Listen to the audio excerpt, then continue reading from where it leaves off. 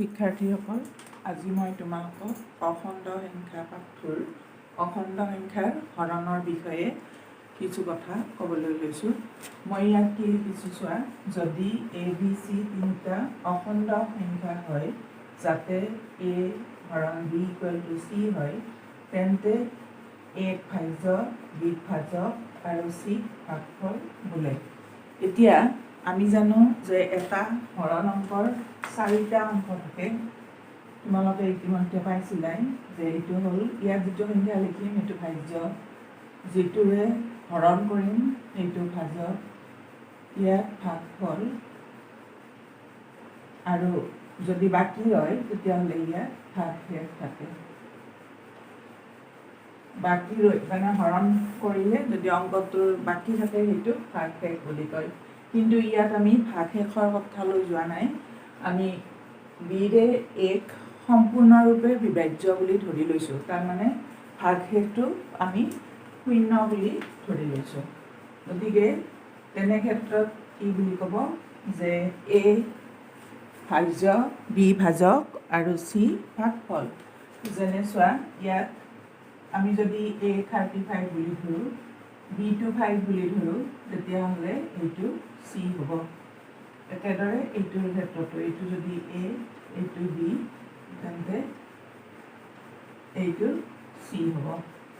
এতিয়া এই আমি যে হৰণবোৰ কৰিম, এই হৰণবোৰৰ কিছুমান নিয়ম আছে। তাৰে 1 নম্বৰ নিয়মটো মই তোমালোকক PDF ফাইলত ইতিমধ্যে লিখিয়ে দিছোঁ। 1 নম্বৰ নিয়মটো আছিল, যদি ভাজ্য আৰু ভাজক দুয়োটা একে চিনযুক্ত হয়, অৰ্থাৎ দুয়োটাই ধনাত্মক বা দুয়োটাই ঋণাত্মক হয়, তেন্তে ভাগফলটো ধনাত্মক হ'ব। এই ক্ষেত্ৰত ভাজ্য আৰু ভাজকৰ পৰম মান দুটাৰ হৰণফলেই সংখ্যা দুটাৰ হৰণফল হ'ব। মানে আমাক কি কৈছে, যদি ভাজ্য আৰু ভাজক দুইটা একে চিনযুক্ত হয়, তেতিয়াহ'লে কি কৰিলে হয় যে সংখ্যা দুটাৰ পৰম মানৰ হৰণফল উলিয়ালে সেইটোৱে ভাগফল হয়। ইয়াতে এতিয়া মই এই দুটা উদাহৰণ যে দিছোঁ 1 আৰু 2, এই উদাহৰণ দুটাত তোমালোকে চোৱা, ইয়াত এইটো 35 ধনাত্মক সংখ্যা, 7 ধনাত্মক সংখ্যা। গতিকে একে চিনযুক্ত সংখ্যা দুয়োটা, আৰু একে চিনযুক্ত সংখ্যা হোৱাৰ বাবে 35ৰ পৰম মানটো 35 হয়, 7ৰ পৰম মান 7 হয়। গতিকে পৰম মান দুটাৰ হৰণফল 5 হৈছে। তাৰপিছত 2 নম্বৰ নিয়মটোতো -35 আৰু -7 সংখ্যা দুটা আছে, অৰ্থাৎ ভাজ্য আৰু ভাজক দুয়োটাই একে চিনযুক্ত হয়। গতিকে একে চিনযুক্ত হ'লে নিয়মটোত মই লিখিছিলোঁ যে যদি একে চিনযুক্ত হয় সংখ্যা দুটা, তেতিয়াহ'লে সংখ্যা দুটাৰ পৰম মানৰ হৰণফলটোৱে নিৰ্ণেয় হৰণফল হয়। এতিয়া -35ৰ পৰম মান 35, -7ৰ পৰম মান 7, এই দুটাৰ হৰণফল 5, তাৰমানে উত্তৰটো হ'ব 5। এইদৰে একে চিনযুক্ত ভাজ্য আৰু ভাজকৰ ক্ষেত্ৰত সদায় হৰণফলটো কি হ'ব যে সংখ্যা দুটাৰ পৰম মানৰ হৰণফলটোৱে নিৰ্ণেয় হৰণফল হ'ব। তাৰপিছত 2 নম্বৰ নিয়মটো আছিল, যদি ভাজ্য আৰু ভাজক বিপৰীত চিনযুক্ত হয়, অৰ্থাৎ এটা ধনাত্মক আৰু আনটো ঋণাত্মক হয়, তেন্তে ভাগফল ঋণাত্মক হ'ব। এই ক্ষেত্ৰত ভাজ্য আৰু ভাজক হিচাপে থকা অখণ্ড সংখ্যা দুটাৰ পৰম মানৰ ভাগফল উলিয়াব লাগে। পিছত ভাগফলৰ আগত মাইনাছ চিন দিব লাগে। যেনে মই দুটা উদাহৰণ লিখিছোঁ ইয়াত 2 নম্বৰ নিয়মটোৰ বাবে। -18 হৰণ 6, তাৰপিছত 2 নম্বৰটো লিখিছোঁ 18 হৰণ -6। এতিয়া ইয়াত কি কৈছে যে যদি ভাজ্য আৰু ভাজক বিপৰীত চিনযুক্ত হয়, ইয়াত চোৱা ভাজ্য ঋণাত্মক, ভাজক ধনাত্মক, ইয়াত ভাজ্যটো ধনাত্মক আৰু ভাজকটো ঋণাত্মক, অৰ্থাৎ ভাজ্য আৰু ভাজক বিপৰীত চিনযুক্ত, তেতিয়াহ'লে ভাগফল ঋণাত্মক হ'ব। এই ক্ষেত্ৰত ভাজ্য আৰু ভাজক হিচাপে থকা অখণ্ড সংখ্যা দুটাৰ পৰম মানৰ ভাগফল উলিয়াব লাগে। পিছত ভাগফলৰ আগত মাইনাছ চিন দিব লাগে। তাৰমানে কি হয়, দুটা বিপৰীত চিনযুক্ত ৰাশিৰ ক্ষেত্ৰত প্ৰথমতে ৰাশি দুটাৰ পৰম মানৰ হৰণফল উলিয়াব লাগে। আমি জানো যে যিকোনো অশূন্য সংখ্যাৰ অৰ্থাৎ শূন্যৰ বাহিৰে বাকী ঋণাত্মক সংখ্যাই হওক বা ধনাত্মক সংখ্যাই হওক, সেই সংখ্যাবোৰৰ পৰম মান সদায় ধনাত্মক হয়। গতিকে -18ৰ পৰম মান +18 হ'ব আৰু 6ৰ পৰম মান 6, মানে পৰম মান দুটাৰ হৰণফল উলিয়ালোঁ, আগত মাইনাছ চিন দিব লাগে, -3। তাৰপিছত এইটোত আকৌ 18 মানে ভাজ্য ধনাত্মক আৰু ভাজক ঋণাত্মক। গতিকে এই ক্ষেত্ৰতো প্ৰথমতে পৰম মানৰ হৰণফল উলিয়াম। 18ৰ পৰম মান 18 আৰু -6ৰ পৰম মান 6 আৰু আগত মাইনাছ চিন দিব লাগিব। দিলে এইটো হ'ব এনচাৰ -3।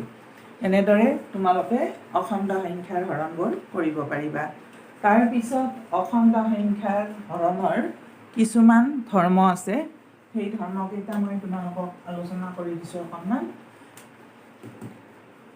অখণ্ড সংখ্যাৰ হৰণৰ ধৰ্ম, মই ধৰ্মকেইটা ইয়াত লিখি নিদিওঁ, কাৰণ তোমালোকক মই PDF ফাইলত ইতিমধ্যে লিখাই দিছোঁৱেই, গতিকে ইয়াত মই বুজাই দিছোঁ। PDF ফাইলটো ভিডিঅ'টোৰ লগত থাকিব। এতিয়া অখণ্ড সংখ্যাৰ হৰণৰ 1 নম্বৰ নিয়মটো আছিল অখণ্ড সংখ্যাবোৰ হৰণ প্ৰক্ৰিয়া সাপেক্ষে আবদ্ধ নহয়। আমি আগতে যোগ আৰু পূৰণৰ ক্ষেত্ৰত কি পাইছিলোঁ, আবদ্ধ ধৰ্ম পাইছিলোঁ। মানে দুটা অখণ্ড সংখ্যাৰ যোগফল অখণ্ড সংখ্যা হয়, সেইটো যোগৰ আবদ্ধ ধৰ্ম বুলি কয়। আৰু দুটা অখণ্ড সংখ্যাৰ পূৰণফল অখণ্ড সংখ্যা হয়, আৰু সেইটো পূৰণৰ ক্ষেত্ৰত আবদ্ধ ধৰ্ম বুলি কোৱা হয়। এতিয়া হৰণৰ ক্ষেত্ৰত কি হয়, সংখ্যা দুটাৰ হৰণৰ ক্ষেত্ৰত কি হয়, আবদ্ধ বিধিটো মানি নচলে। যেনে ইয়াতে মই উদাহৰণ এটা লৈছোঁ। আৰু তোমালোকে এটা কথা মনত ৰাখিবা, যেতিয়া এটা ধৰ্ম মানে বুলি কোৱা হয়, তেতিয়া তোমালোকে যি অখণ্ড সংখ্যাই ধৰা তাতেই ধৰ্মটো শুদ্ধ হ'ব লাগিব। মানে আবদ্ধ ধৰ্ম মানে হ'ল যে যদি দুটা অখণ্ড সংখ্যাৰ যোগফল এটা অখণ্ড সংখ্যা হয়, তেতিয়া সেইটোক যোগৰ ক্ষেত্ৰত আবদ্ধ ধৰ্ম বোলে, একেদৰে পূৰণৰ ক্ষেত্ৰতো। আৰু ইয়াত মই লিখিছোঁ যে অখণ্ড সংখ্যাবোৰ হৰণ প্ৰক্ৰিয়া সাপেক্ষে আবদ্ধ নহয়। নহয় মানে কিছুমান সংখ্যাৰ ক্ষেত্ৰত হ'ব, কিন্তু কিছুমান সংখ্যাৰ ক্ষেত্ৰত নহয়। অতি কমেও এটা যদি নহয় বুলি তুমি দেখুৱাব পাৰা, তেতিয়াহ'লে আমি ক'ব পাৰোঁ সেই ধৰ্মটো মানি নচলে। গতিকে এতিয়া যদি মই ধৰা উদাহৰণত মই যদি এনেকৈ লওঁ 35 / 7 = 5, ইয়াত এইটো অখণ্ড সংখ্যা, এইটোও অখণ্ড সংখ্যা, আৰু হৰণফলটো অখণ্ড সংখ্যা হ'ল।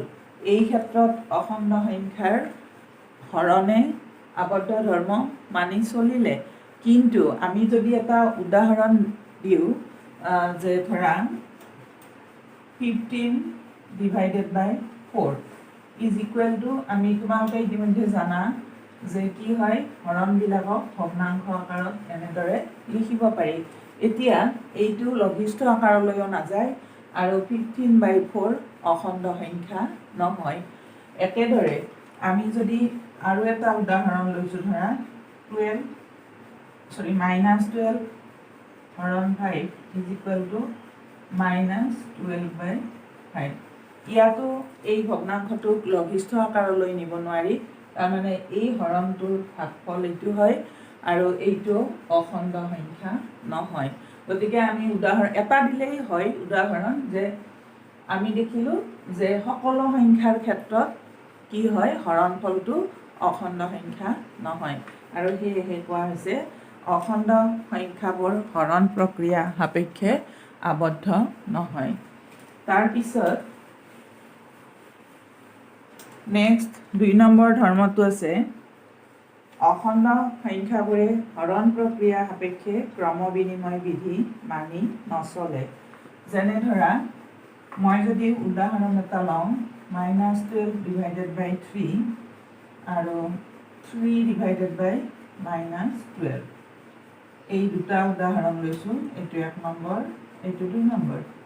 এতিয়া কি হ'ল মই ইয়াত হৰণ কৰিলে হৰণৰ নিয়মটো কি আছিল দুটা বিপৰীত চিনযুক্ত ৰাশিৰ ক্ষেত্ৰত প্ৰথমতে সংখ্যা দুটাৰ পৰম মানৰ হৰণফল উলিয়াব লাগে। -12ৰ পৰম মান 12 আৰু 3ৰ পৰম মান 3 আগত মাইনাছ চিন দিব লাগে, গতিকে -4 হ'ল। তাৰপিছত ইয়াত 3 হৰণ -12 ইয়াতো আমি প্ৰথমতে পৰম মানৰ হৰণফল উলিয়াম। 3ৰ পৰম মান 3 -12ৰ পৰম মান 12 আৰু আগত মাইনাছ চিন দিব লাগিব, গতিকে দিলে -3/12 এইটো লঘিষ্ঠ আকাৰলৈ নিলে 3ৰে কাটিলে কিমান হ'ব -1/4। তাৰমানে আমি কি দেখিলোঁ এতেকে -12 divided by 3 not equal to 3 divided by -12, মানে এইটো -12 ডিভাইডেড বাই 3 এনচাৰটো -4 ওলাল আৰু 3 ডিভাইডেড বাই -12ত এনচাৰটো -1/4 ওলাল। তাৰমানে কি হ'ল মই যদি এইটোক a বুলি ধৰোঁ, এইটোক যদি b বুলি ধৰোঁ, আমি লিখিব পাৰিম a হৰণ b নট ইকুৱেল টু এইটো তেতিয়া b হ'ব কাৰণ এইটো b ধৰিছিলোঁ, এইটো a হ'ব b হৰণ a। তোমালোকে ইতিমধ্যে জানা যে যোগ আৰু পূৰণৰ ক্ষেত্ৰত কি হৈছিল a plus b equal to b plus a হৈছিল যোগৰ ক্ষেত্ৰত, মানে এইটোৱে আছিল ক্ৰম বিনিময় ধৰ্ম। যোগৰ ক্ষেত্ৰত ক্ৰম বিনিময় ধৰ্মটো মানি চলে। একেদৰে পূৰণৰ ক্ষেত্ৰতো a পূৰণ b ইকুৱেল টু b পূৰণ a, পূৰণৰ ক্ষেত্ৰতো ক্ৰম বিনিময় ধৰ্মটো মানি চলে। কিন্তু ইয়াত আমি দেখিলোঁ a হৰণ b not equal two b হৰণ a সমান নহয়। তাৰমানে অখণ্ড সংখ্যাবোৰে হৰণ প্ৰক্ৰিয়া সাপেক্ষে ক্ৰম বিনিময় ধৰ্মটো মানি নচলে। তাৰপিছত 3 নম্বৰ ধৰ্মটো আছে